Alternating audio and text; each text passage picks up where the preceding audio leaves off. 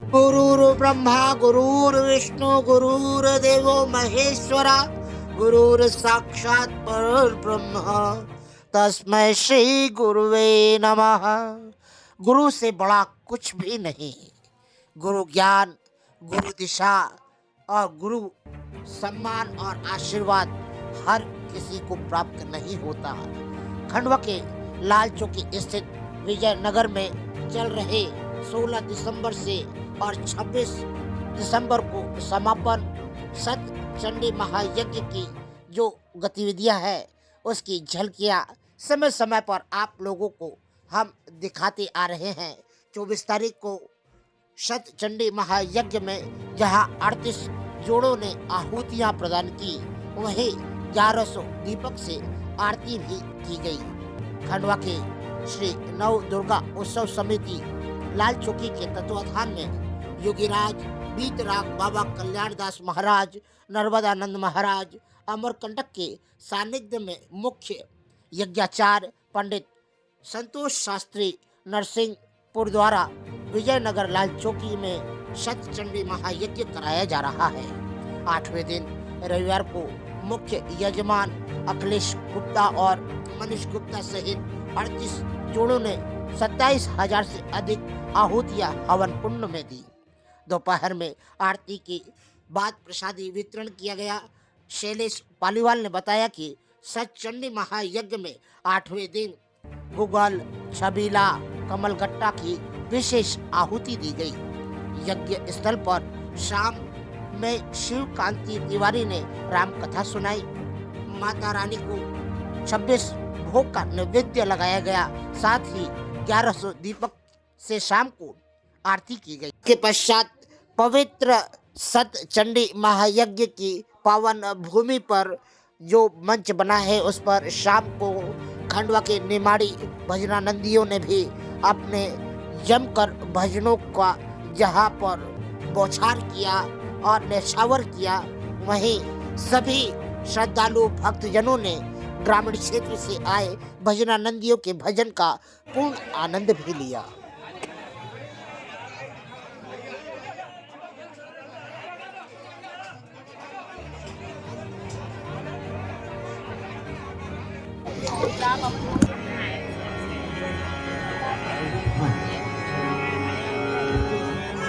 सारे तीर्थ धाम आपके चरणों में, हे गुरुदेव प्रणाम आपके चरणों में। सारे तीर्थ धाम आपके चरणों में, सारे तीर्थ धाम आपके चरणों में, हे गुरुदेव प्रणाम आपके चरणों में, हे गुरुदेव प्रणाम आपके चरणों में।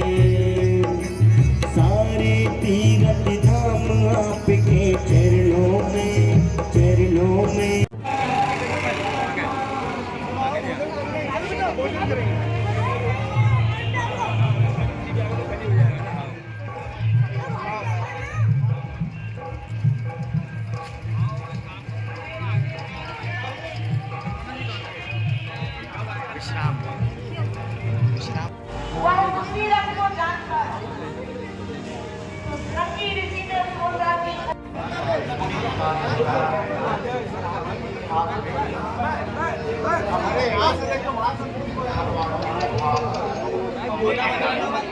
चलिए आज के मंच पे चलिए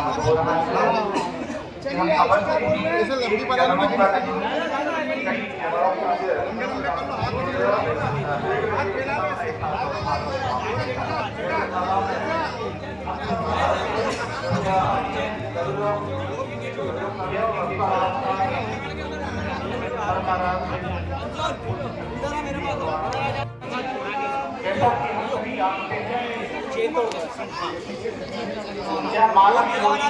प्राप्त हुआ है 84 लाख योनि की तकलीफ के बाद ये प्राप्त हुआ है और यह मानव का मस्तिष्क ही कहता है जो कि नीर और शरीर का विवेक कर सकता है। क्या करना चाहिए, क्या नहीं करना, अच्छाई क्या है, बुराई क्या है, और प्राप्त होता है। और जब संत आते हैं तो सभी जानते हैं नभा भक्ति में अपन भगत सत्य दर्शन का दूसरी रचना अवश्य हम सबको प्राप्त होता है। हम सबके सभी लोग बैठे रहेंगे, कोई भी अपने स्थान गुरुदेव का चरण वंदन करने के लिए, चरण छूने के लिए यदि जाते हैं तो संभव नहीं हो पाएगा। हम सब का परम सौभाग्य है, सतगुरुदेव भगवान हम सब के मध्य पधारे हुए हैं। यह एक जन्मों का नहीं, कई जन्मों का पुण्य है। आए ब्राह्मणों के द्वारा हम स्वस्ति वाचन पाठ करें। हरि ओम स्वस्ति न इंद्रो वृद्धश्रवा स्वस्ति नः पूर्वा विश्ववेदाः स्वस्ति नस्तारिक्षो अरिष्टानेमिः स्वस्ति नो बृहस्पतिर्दधातु बृहदस्वा मारुतः वृष्णिमातरः शुभं यावानो विदधि कुजगमयः अग्निजिह्वा मानवः शूरचक्षुषो विश्वेनो देवा गगनं पश्येमा चाविर्याजतराः स्थिरैरङ्गै दुष्टुवा पुंसस्तानो विर्वासी माहिदेवाहितं शतायुः शताविन्नु शरदो अन्ति देवा जतरा नक्षत्रा शरसन्तनु नाम पुत्रा स पिता स पुत्रः विश्वे देवा आदितिः पंचजना आदितिर्जातामादितिर्जानित्वम् द्योः शान्तिरन्तरिक्षगुं शान्तिः पृथिवी शान्तिरापः शान्तिरोगदयः शान्तिः वनस्पतयः शान्तिः सामा शान्तिरेधि यतो यतः शामीहसे ततो नो अभयं कुरु सन्नः स्कुरु प्रजाभ्यो भयन्नः पशुभ्यः। सभी यथास्थान पर विराजमान हो जाएं। सभी को गुरुदेव भगवान का आशीर्वाद प्राप्त होगा। सभी व्यवस्थाओं को बनाए रखें। स्वागत है गुरुदेव आपका स्वागत है, स्वागत है गुरुदेव आपका स्वागत है। हमें आपकी चले साथी नहीं है, हमें आपकी चले साथी नहीं है, सेवा में नौराती नहीं।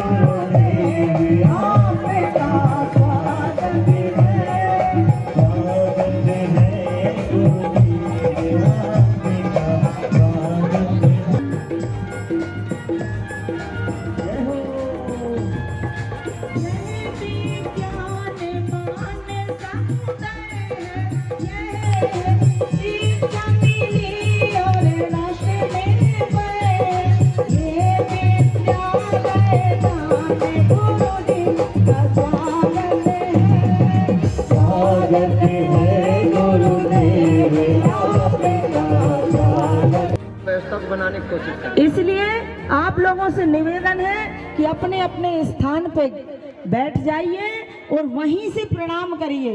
आपको वहीं से संत महाराज का आशीर्वाद मिलेगा, अपने स्थान से ही।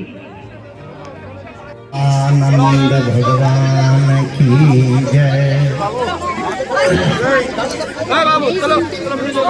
आप लोग बैठ जाइए ना भाई, सबको देख लीजिए। आनंद भगवान की जय।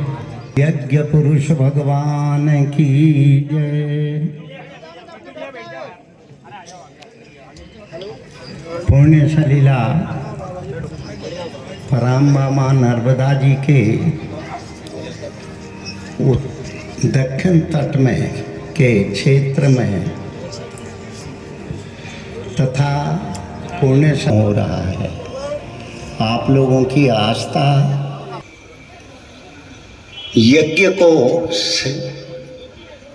सबसे अधिक महत्व देती है। वो इसलिए सहयज्ञा प्रजा सृष्टा परोवाच प्रजापति, परमात्मा ने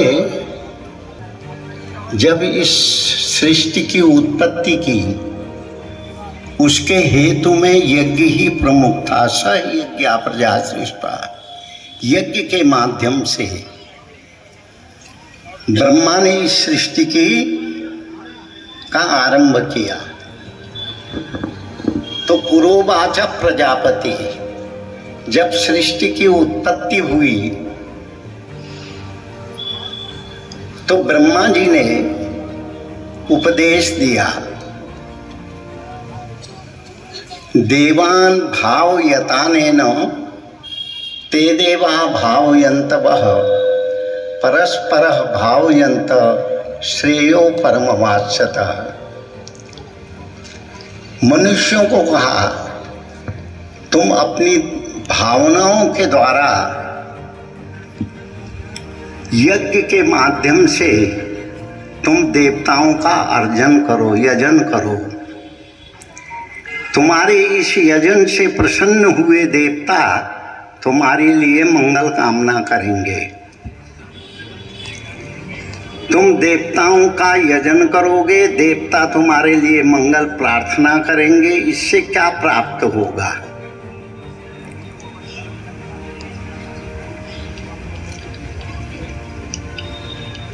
इससे देवताओं का भी कल्याण होगा और मनुष्य का भी कल्याण होगा। भगवान कृष्ण ने गीता में हमारे जितने भी कर्म हैं उसको यज्ञ के रूप में निरूपण किया है।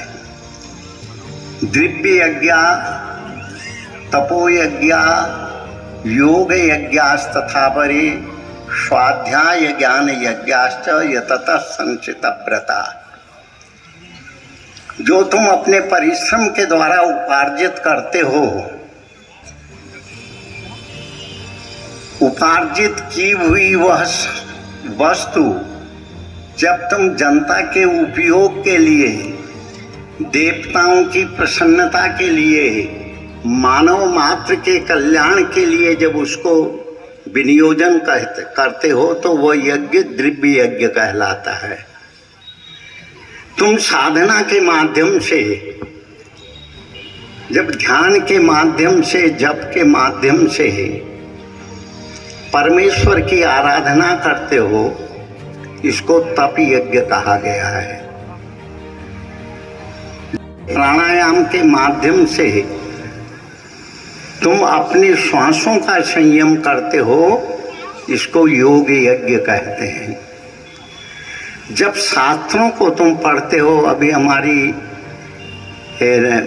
भक्ता जी रामायण का प्रवचन कर रही है, मैं नाम तो नहीं जानता, शिवकांति तिवारी बड़ी सुंदर चर्चा कर रही थी। यज्ञ ने खीर दी महाराजा दशरथ को और दशरथ ने उस खीर का बंटवारा किया। 3 भाग किए उसके। जब तीनों पत्नियों ने, रानियों ने, कौशल्या, केकई, सुमित्रा, उन्होंने खीर को पाया तो उनके गर्भ में भगवान आ गए। फिर उन्होंने स्तुति आरंभ की, देवताओं ने भगवान की स्तुति की। यह हमारे लिए एक संकेत है, मानव जीवन के लिए एक संदेश है कि हम जीवन में जो भी कर्म करते हैं उसका संबंध यज्ञ से है। आज का भौतिक विज्ञान भी जो शोध कर रहा है, अन्वेषण कर रहा है, तो उसमें भी यह बात सामने आ रही है, यज्ञ के माध्यम से जब हम किसी वस्तु को भी किसी कार्य के प्रयोजन के लिए करते हैं तो उससे उसको बल मिलता है। आज हमारी भारतीय संस्कृति में अनेक तरह की उपासनाओं का भी वर्णन है और जिसका संबंध सिर्फ यज्ञ से है। आप स्वाध्याय करते हैं, ये यज्ञ है। आप ज्ञान की चर्चा श्रवण करते हैं, ये भी यज्ञ है। अनेक तरह के जो कर्म अपने आप को संयमित करने के लिए, लोक जीवन को चलाने के लिए आप करते हैं, वो यज्ञ के अंतर्गत आता है।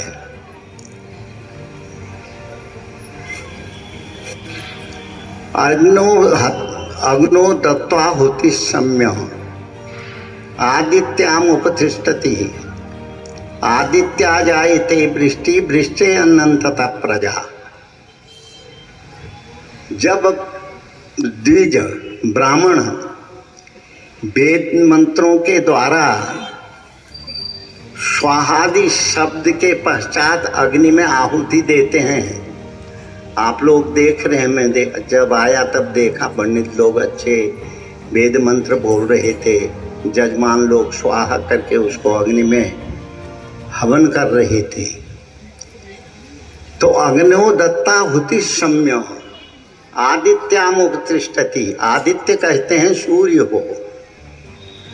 सूर्य की किरणों के माध्यम से वह स्वाहादि शब्द से जो धूम ऊपर को उठता है, वह सूर्य की किरणों के द्वारा वह बादल बन जाता है। अग्नो दत्ता हुति सम्य आदित्याम उपतिष्ठति। तो सूर्य की किरणों के माध्यम से जब वो भाप बन करके जो है बादल बनता है, तो उसका परिणाम क्या होता है? आदि वही सूर्य की किरणों के द्वारा बादल बना हुआ वो भाप पानी बन करके बरसात से, बादलों से पानी गिरता है, जिसको हम कहते हैं बरसात हो गई। क्या होता है? वो बरसात के द्वारा आदित्या जायते वृष्टि वृष्टे अन्नंतता प्रजा। वृष्टि के द्वारा अन्न की उत्पत्ति होती है। अन्न हमारे जीवन की प्राण शक्ति है। तो भारतीय उपासना पद्धति में हमारे जितने भी कर्म हैं वो यज्ञ के द्वारा ही वो होते हैं।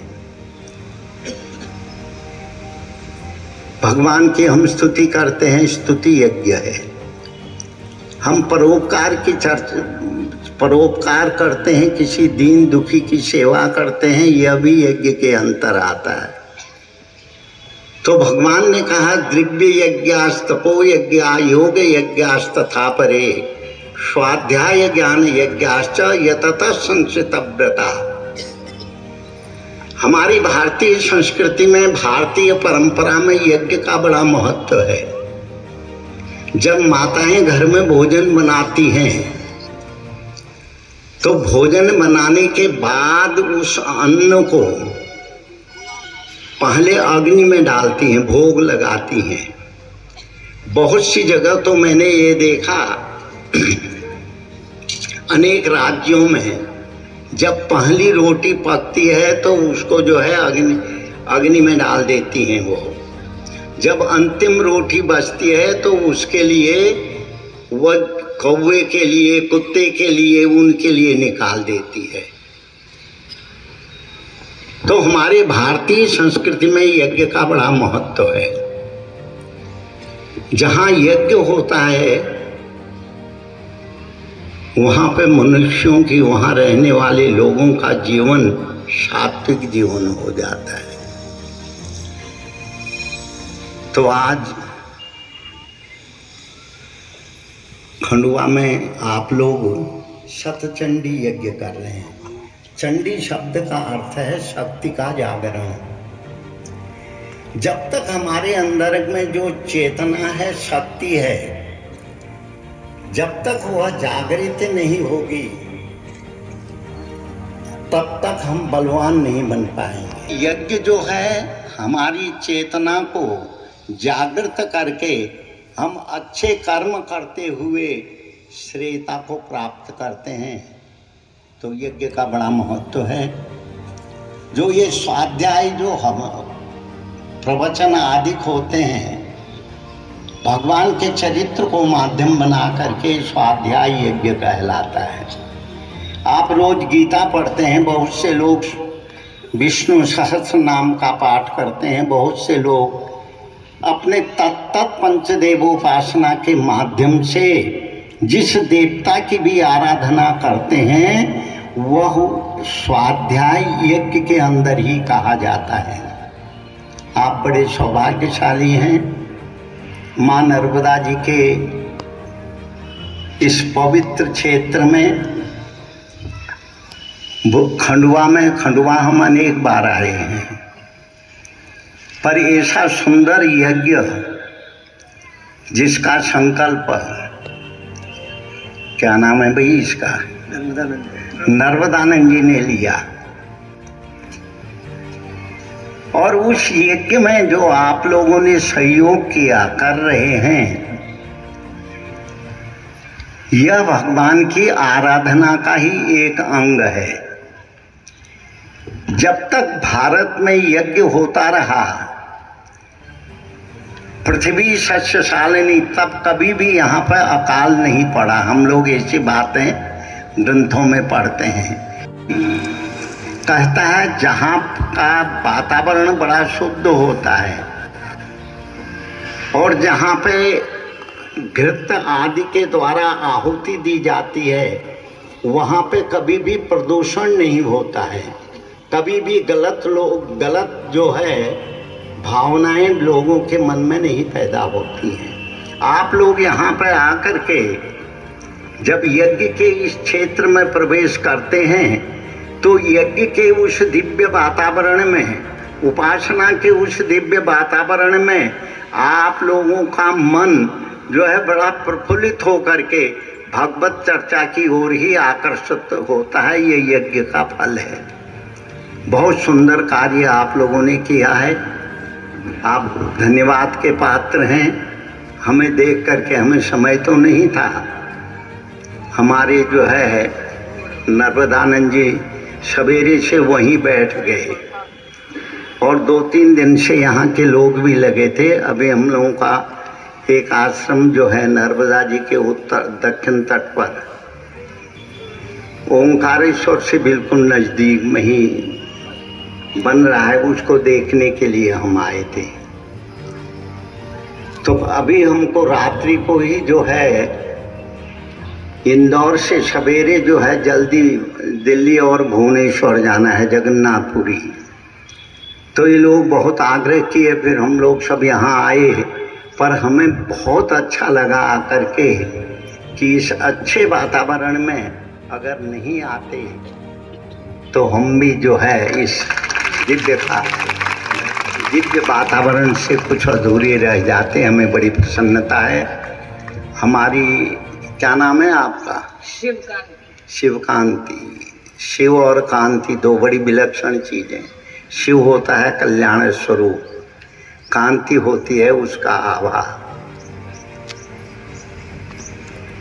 तो ये दिव्य राम कथा के माध्यम से आप लोगों को भगवत चर्चा का प्रसाद साधन करवा रही हैं पंडित लोग।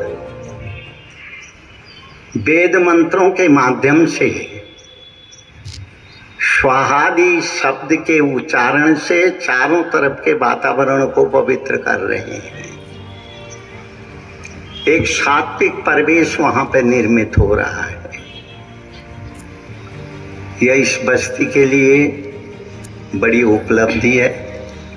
मैं माँ पराम्बा भगवती से प्रार्थना करता हूँ इस यज्ञ के माध्यम से आप सबको सद्बुद्धि दें। असतो माँ सद्गमय, तमसो माँ ज्योतिर्गमय, मृत्योर्मा अमृतंगमय। एक अच्छा वातावरण निर्मित हो रहे। असत्य से हम सत्य की ओर चलें, अंधकार से हम प्रकाश की ओर चलें, अविद्या से हम विद्या की ओर चलें, और हम अंत में अमृतोत्मा, हम अमर तत्व को प्राप्त करने के लिए करें, ये हम माँ से प्रार्थना करते हैं। तो बड़ा सुंदर वातावरण था। अभी हमको इंदौर जाना है, वहाँ पहुँचना है। सवेरे ही हमारा फिर दिल्ली के लिए जाना है, कार्य की व्यस्तता थी। तो भी आप लोगों का प्रेम, आप लोगों का स्नेह और हमारे नर्मदानंद का परिश्रम, पहले मैं सुनता था ये यज्ञ करते हैं, पर आज देख करके हमें अच्छा लगा। अपनी उपासना के माध्यम से, भक्ति के माध्यम से ये लोगों को जागृत कर रहे हैं। संतों का कर्तव्य भी होता है लोगों को जागृत करना। माइया एक भजन गाती है ना, अक्सर वह भजन जहाँ सत्संग होता है, लोग एकत्रित होते हैं, वहाँ सुनाई देता है। जागो लोगो जगाने वाले आ गए। बहुत सीधा साधा शब्द है, अब जग जाओ, ये जगाने वाले आ गए। संत समाज को जगाते हैं, संत समाज को एक चेतना, एक संदेश देते हैं। संत परोपकार के लिए समाज को तैयार करते हैं, यही संतों का कर्तव्य होता है। तो हमारे भारत में संतों की बड़ी महत्ता गाई गई है। इसीलिए संत जगह जगह जाकर के ऐसे अनुष्ठानों के माध्यम से, ऐसे वातावरण के माध्यम से लोगों को जगाते हैं, लोगों में सात्विक भाव उत्पन्न होता है और कथा के माध्यम से लोगों को जो है परमात्मा के प्रति रुचि पैदा होती है। ब्रज की गोपांगनाओं ने भगवान की गोपी गीत में भगवान की स्तुति करते हुए एक बहुत अच्छा शब्द कहा है, तब कथा अमृतम तत्व जीवनम कवि विरिहिडम कलमशापहम। गोपिकाओं के बीच से जब कृष्ण अदृश्य हो गए तो गोपिकाएं अपने गीत के माध्यम से भगवान को उलाहना दे रही है। हे कृष्ण, हमने सुना था आपकी कथा अमृत है, और अमृत शब्द का अर्थ होता है स्वस्थता, सात्विकता और दीर्घकालीन जीवन को जीने की कला, इसको अमृत कहते हैं। तब कथा अमृतम, आपकी कथा तो अमृत है, लोगों को सत्मार्ग की ओर प्रवृत्त करती है। प्रभु, हमने आपकी कथा नहीं, आपका संग प्राप्त किया है, पर हम क्यों विरह में, इस अर्धरात्रि के समय यह विरह में आप हमको क्यों भूल गए, कहाँ चले गए? ये गोपिकाओं का भाव है, ये भक्तों का भाव है। एक सिर्फ अमृत ही नहीं है, जैसे तप्त जीवनम, गर्मी के दिनों में दोपहर की चिलचिलाती हुई धूप में लू चल रही हो, कोई नंगे पैरों से चलता हुआ व्यक्ति दोपहर में, और जिसके शरीर में कपड़े भी फटे हुए हों, पसीने से लथपथ हो करके वो उस वेदना को सहते हुए गर्मी की चल रहा हो, अगर अचानक उसको कहीं छायादार सुंदर वृक्ष मिल जाए, उसकी छाया के नीचे जाने से उसकी सारी जलन सब दूर हो जाती है। तो इसी तरह से आपकी कथा श्रवण करने से व्यक्ति को आनंद की प्राप्ति होती है, पर हम लोग यहाँ पे आपका संसर्ग होने के बावजूद भी हम आपके लिए व्याकुल हैं, और आपकी कथा पापों को नाश करती है। कलमशापहम, पापों का नाश होना, बुरे विचारों का, पाप शब्द का अर्थ होता है हमारे अंदर में जो बुरे विचार आते हैं, या हमारे अंदर में जो दुष्प्रवृत्तियां होती हैं वो व्यक्ति को अपने आप ही जो है कमजोर कर देती हैं। आप अपने जीवन में भी देखिएगा, कभी अगर हमारे अंदर में बुरे विचार आए, इसके बाद हमारा मन उन विचारों की ओर प्रेरित हुआ, तो उस समय जब वो विचार चले जाते हैं तब हमारे अंदर में कितनी जो है हीनता प्राप्त होती है। तो गोपिकाएं कहती हैं हम तो आपके सानिध्य में हैं, फिर हमारे अंदर में इतनी हीनता क्यों आई, आपने हमारा त्याग क्यों किया।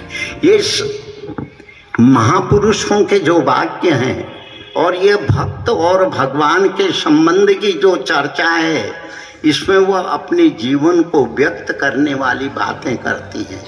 कथामृतम तप्त जीवनम कवि बिरीहिडम कलमशापहम।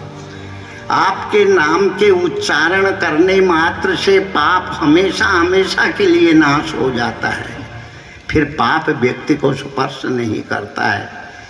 पाप शब्द का अर्थ है मन में जलन होना, विरह की भावनाएं होना, ये पाप के अंदर में आती हैं। तो ये नहीं जीवन में होता, पर हमारे जीवन में हो रहा है। तो तात्पर्य ये कहने का है कि हमारे जीवन में जो अच्छे कर्म हैं, वह अच्छे कर्म जितने भी हैं यज्ञ के माध्यम से ही पुष्ट होते हैं। आप सब लोग खूब खूब धन्यवाद के पात्र हैं।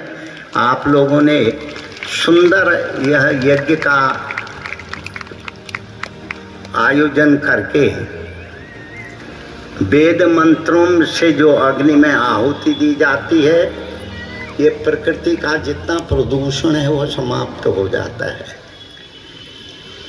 एक बार मैंने एक विज्ञान की पत्रिका में पढ़ा था, जब ये प्रदूषण जहाँ पे बहुत अधिक होता है वहाँ अगर सुगंधित वस्तु अग्नि में जला दी जाए, उससे वो वातावरण इतना शुद्ध हो जाता है, प्रदूषण की विभीषिका हमेशा समाप्त हो जाती है। तो ये हमारी भारतीय संस्कृति यज्ञ की संस्कृति है। हमारी भारतीय संस्कृति परोपकार की संस्कृति है। हमारी भारतीय संस्कृति परमेश्वर की उपासना की जो है प्रतीक है। तो इसलिए यज्ञों के माध्यम से ये बहुत सुंदर कार्य आप लोगों ने किया। सबका नाम तो मैं जानता नहीं हूँ, किंतु जो हमारे नर्मदानंद जी ने ये प्रयास किया, बड़ा प्रशंसनीय प्रयास है। हर जगह पर अगर भगवान के यज्ञ हों, हर जगह पे भगवान की उपासना हो, हर जगह पे अगर सत्संग हो, तो समाज में आई हुई कुरीतियाँ अपने आप समाप्त हो जाती है। आप सब लोगों का मंगल हो। इन्हीं भावनाओं के साथ अपनी वाणी को विराम देते हुए हरि ओम तत्सत। हरि ओम।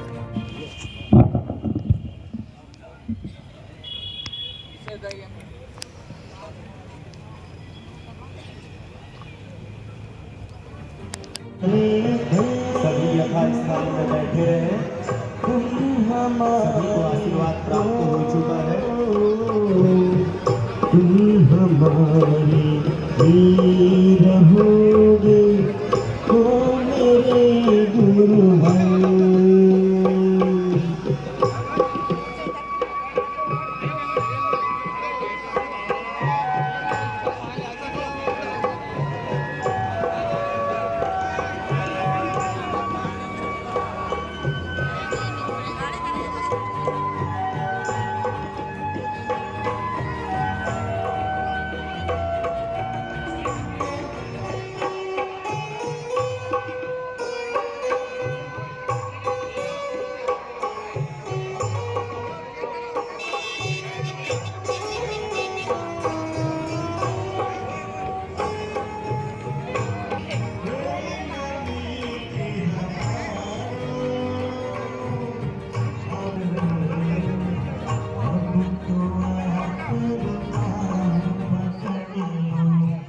वरना मैं गिर जाऊंगा।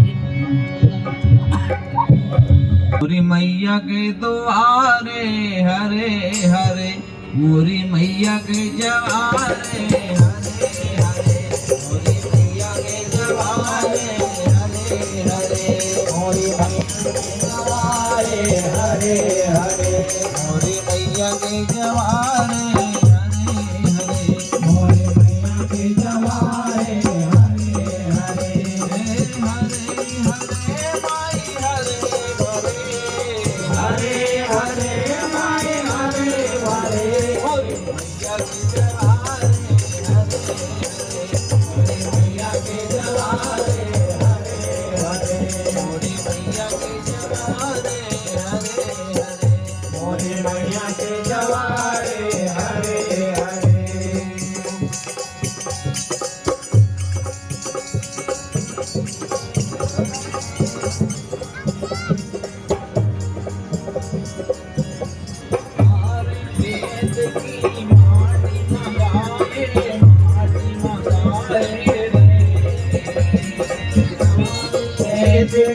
माटी मंगाए माटी मंगाए, हमारे खेत की माटी मंगाए माटी मंगाए, माटी मंगाए माटी मंगाए, रोए हरे हरे, मोरी मैया के जवारे, मोरी मैया के जवारे हरे हरे, मोरी मैया के जवारे हरे हरे, मोरी मैया के जवारे हरे हरे, हरे हरे माई हरे हरे, हरे हरे माई हरे हरे, मोरी मैया के जवारे हरे हरे, मोरी मैया के जवारे हरे हरे, मोरी अपने छुपा ले हे दुर्गे माँ, मोती माता, चंडी माता, शेरावाली माँ, बमलेश्वरी माता, तो आज छुपा लियो हे मैया हम पर कर्म करियो, पर कर्म करियो, मंदिर तेरे आकर जश्न मनाए, मंदिर में आकर जश्न मनाए, दिन रात तेरे ही गुणगान गाए, दिन रात तेरे ही गुणगान गाए, भक्ति में शक्ति हो, भक्ति में शक्ति माने दैयो, माने दैयो, हे मैया हम पर कर्म करियो, आंचल में अपने छुपा लियो, हे मैया हम पर कर्म करियो, आंचल में अपने छुपा लियो, हे मैया हम पर कर्म करियो, हे मैया हम पर कर्म करियो, हर साल में भी कलश माँ बिठाओ, हर साल में भी कलश माँ बिठाओ, घर बार तेरे माँ दर्शन को आओ, घर बार तेरे माँ दर्शन को आओ, मन भाव मेरे हो मन भाव मेरे जगा दैयो, जगा दैयो, हे मैया हम पर कर्म करियो, आंचल में अपने छुपा लियो, हे मैया हम पर कर्म करियो, आंचल में अपने छुपा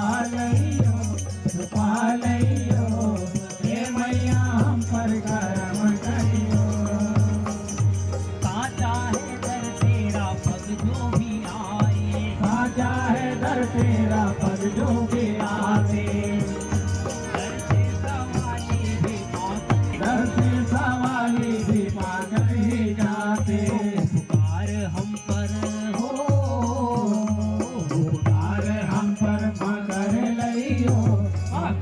लियो, हे मैया हम पर कर्म करियो, आंचल में अपने छुपा लियो, हे मैया हम पर कर्म करियो, हे मैया हम पर कर्म करियो, हे मैया हम पर कर्म करियो, हे मैया हम पर कर्म करियो।